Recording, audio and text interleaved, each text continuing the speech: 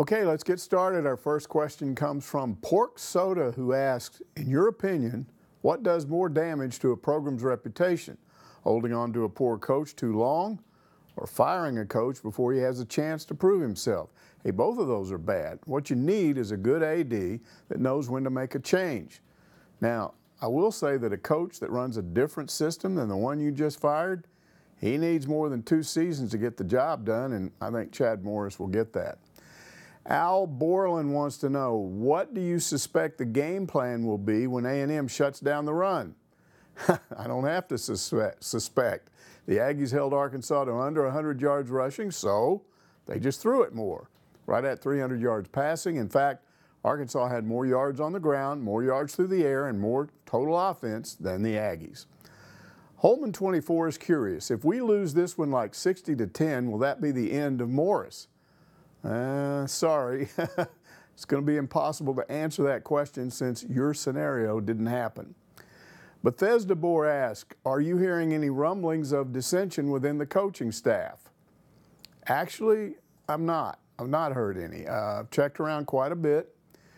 I will say it's not uncommon, though, even here at Arkansas, to have dissension on the staff. You can go all the way back to Brett Bielema's staff. There were some issues there with Sam Pittman and Jim Chaney with Bielema. That caused some problems. Houston Nutt had the Gassim Malzahn thing that caused problems on his staff. Danny Ford, he wrote the book on coaching dissension. He actually liked it when his offensive and defensive coordinators were fighting. But Morris, what I hear is that those guys are close. Those coaches like each other. They socialize together. And from all I've been able to learn, they think he's a good leader. They like the way he manages them. Justifiable Hogicide wants to know, do you see any evidence, other than talk, that Morris is holding the players and coaches accountable as he promised after the San Jose debacle? Well, yes, the A&M game would be pretty good evidence of that.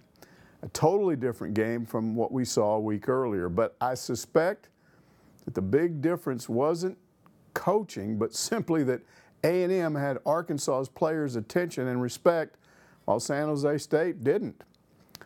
Dark Helmet Hog asks, which is a bigger problem right now? Is it poor coaching or a lack of talent? Would any former coaches get more out of this team? You know, I don't think it's either one of those things. I think it's youth. Both Chad Morris and John Chavis moved a lot of guys off the team last year, and they brought in a lot of young players who fit their system better. But they're freshmen and in some cases JUCOs. Traylon Burks is a good example. Now, he got a couple of penalties in that game on Saturday, cost him a little bit, but he's a great talent. He played a great game. He cost him a touchdown against Ole Miss in a loss. But you don't not play a guy like that. I mean, he's one of their best receivers. But you got to ask yourself, what will he be like in 2 years? And that's the whole point about this program. Brought in all those freshmen last year. What are they going to be like 2 years from now? Now, Brett Bielema would have gotten more out of last year's team for sure because those were his players. But this team, no. I can't think of another coach I think would coach these guys better. These coaches know that system. They just need time to work with the young players.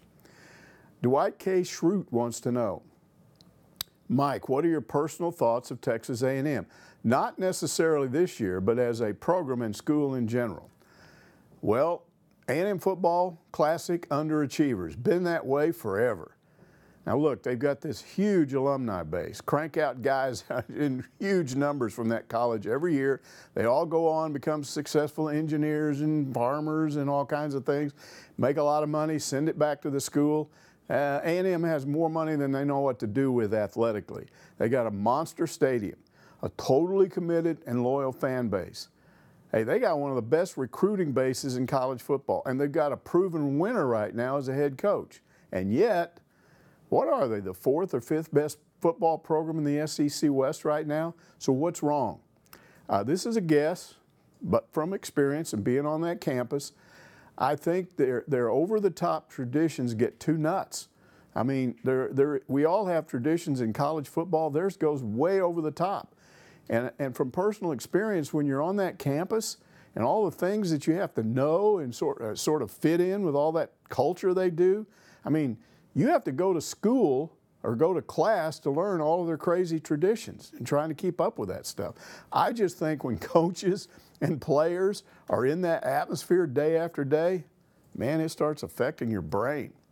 Hot Atlanta Hog says, you mentioned Hunter Yurachek is meeting with Chad Morris after each game. What does the AD hope to achieve with this? What level of advice is Yurachek giving? Do we know? Well, obviously, I don't know. I'm not in those meetings. I suspect that the meetings are Morris's idea, and it is smart to keep your boss informed. I don't think they're talking a lot of X's and O's. Maybe he's asking for advice on how he handles press conferences. Maybe there's a problem with a parent or an athlete or whatever. You ask for advice from your boss. You know, bounce stuff off of him, ideas off of him. The point is, a smart head coach does that, but good ADs need to know what's going on with their coaches. When you don't have that, you have situations like Bobby Petrino and even Brett Bielema, who had some issues that honestly Jeff Long didn't deal with. Piglet wants to know, what do you think of the game planning, play calling, and in-game adjustments so far this season? Do you feel that this staff may have had some weaknesses that are contributing to the rough start? I would mention play calling. I've talked about that before. To me, the play calling seems safe and conservative and predictable. That certainly wasn't what we thought Chad Morris was going to be. But I suspect, looking back on all this, it's because of the youth and inexperience on this team, inexperience with the system. It's going to be interesting to see how play calling changes down the road. Take Nick Starkel. He's still learning this offense. What's he going to be like 2 or 3 games from now at the end of the year and next year? He's got another year coming. So next year, does the play calling change with Starkel firmly in control of the offense? Now let's go to John Chavis. Same thing. He's got the second youngest starting lineup in the BCS. That's 130 schools. You're right one from the bottom in terms of experience. And that tells us a lot about what he's dealing with. Now, we all know that John Chavis loves to blitz. That's his MO, going back 30, 35 years, puts pressure on opposing quarterbacks. He's not doing that here. Why? Because he's not rotating enough guys in there. He's not blitzing as much because I think he's worried about that young secondary. So at some point, does he start to do that? And I think he will in the future, but I don't know when it's going to happen. Okay, Kevin is upset, and he wants to know, why in the world is an interview with Houston Nutt allowed on the official website of Arkansas Athletics? Well, no problem with Bo interviewing him, but that should not be on the website. Kevin says that. Well, first of all, Houston Nutt was not fired. He left on his own. Current AD has no reason to have an issue with him. That was what, 11 years ago? Now, Houston Nutt is a college football analyst for CBS Radio. He's respected in the college football business. He did take Arkansas to the SEC championship game twice. No other coach has ever done that. So it's not like you're putting Petrino on the air, which caused all kinds of problems.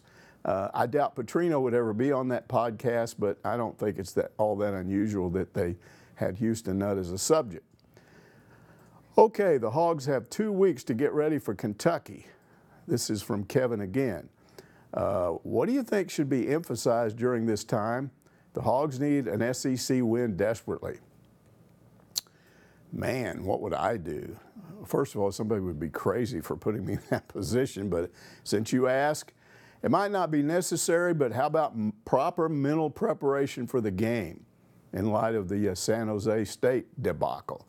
Respect the opponent. Now, Kentucky's not very good. They've struggled on both sides of the ball this year. They've lost their starting quarterback. But this is a home game for them.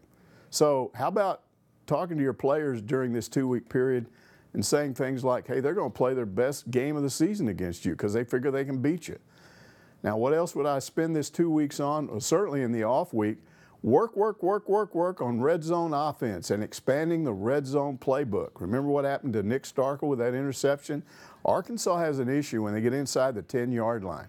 It doesn't seem like there's a lot of options there. So maybe work a lot on developing different options that you can go to. Look, this team needs to score touchdowns in that situation, not come away with field goals. Now on defense, again, work on tackling And how often have we seen this? Overrunning receivers after the catch. Surely there's a drill you can work on this week to try and solve that problem a little bit. And then put more pressure on the quarterback. I would love to see John Chavis do what San Jose State did. Those guys were rotating in a new D-line in and out on every play almost. And you know there had to be some inexperienced guys out there. I saw some little bitty guys out there. Looked like they weighed 225, 230. But they were putting a lot of pressure on Arkansas's quarterbacks, and they were getting Arkansas thrown for losses. So I'd like to see John Chavis bite the bullet and come out of this open date week with an idea that, hey, we're going to play some younger guys, we're going to rotate, and we're going to put pressure on the quarterback. Next up is Hoggle, who says, even in moral victory, it still feels like poor coaching to me, formation penalties, communication errors on routes, snaps, etc. We've seen what a disciplined, well-coached team looks like under Petrino. Is this coaching staff good enough to get Petrino-level results ever? You probably don't want to hear this, but again, I've talked about it. Too many underclassmen lead to mistakes. Now look, fans always watch their own team. I watched that game and watched both teams. A&M made plenty of mistakes in that game, and they're not as young as Arkansas is. So it's not all coaching. A lot of it is youth. Petrino, are they going to get to the level that Petrino, they're not going to get there that fast. Petrino had it going pretty good at the end of 3 years. I can't say they won't turn it around in 3 years, but here's what I'm pretty sure of. As long as you're seeing progress, I think Chad Morris is going to be here. And I'm also pretty sure about this. Chad Morris is not going to get caught riding around on a motorcycle with a volleyball chick on the back. If he gets fired, it won't be for that. T1 Hogg asked, why did Coach Morris sit freshman wide receiver Trey Knox out of the Texas A&M game? Well, Knox is tremendously talented, but he really needs to put on some weight going forward. He's about 205, but he's 6'5". Look at Traylon Burks. He's 6'3", and he's got 20 pounds, on him. So, long story short, Knox is beat up. Specifically, he's got a nagging hip problem. So sitting him out a week going into that A&M game, plus 2 more weeks with the open date game, will give him a chance to heal up that hip issue. He's part of your future, and the last thing you want to do is get somebody that talented to a point after this year where he may miss a bunch of games. Okay, time for my question to me. What I would ask if I were you guys and the show was like Ask Karnak or some other TV type. Did the A&M game change your mind about where this football program is after 17 games under Chad Morris? Actually, it did. And I think Ben Hicks had a lot to do with that. You need 2 quarterbacks. You got to have somebody if your quarterback gets hurt these days. There's too many injuries in college football. And Arkansas now has 2 quarterbacks who can move the chains. Last year they had one who did it some of the time. The receivers are way better than last year, and there's more depth. Even without one of their top 2 receivers, Arkansas almost beat Texas A&M. Through 5 games, and let's let this sink in. Through 5 games, Arkansas is outscoring its opponents 143 to 140. Last year through 5 games, it was 119 to 156. Total offense is up this year. 435 yards total offense per game to 350 last year. Passing is way up. 293 yards per game to 208 last year. That's because of your quarterbacks and your receivers. That's the big change this year. Now, they are down in one category through 3 games, one offensive category. 148 yards a game last year through 5 games to 141 this year. That's a small number. Now, let's take a look at the A&M game last year. Once the Aggies took a 14-0 lead in the 4th quarter, Arkansas never got close, or the 1st quarter, Arkansas never got closer than 7 points. Now, this year, Arkansas had the lead 2 different times in the game. Last year, Arkansas had the ball down 7 late, but they never got past midfield. This year, the Razorbacks got to the A&M 18-yard line with a chance to win it with a touchdown. So that's progress. Progress is being made. May not be fast enough for some of you fans, but I think when this season is over, you're going to definitely be able to see this is a much better team than a year ago. Okay, that's Ask Mike for another week. I'll be back next Monday when I'm sure we'll get a lot of questions about the upcoming Kentucky game.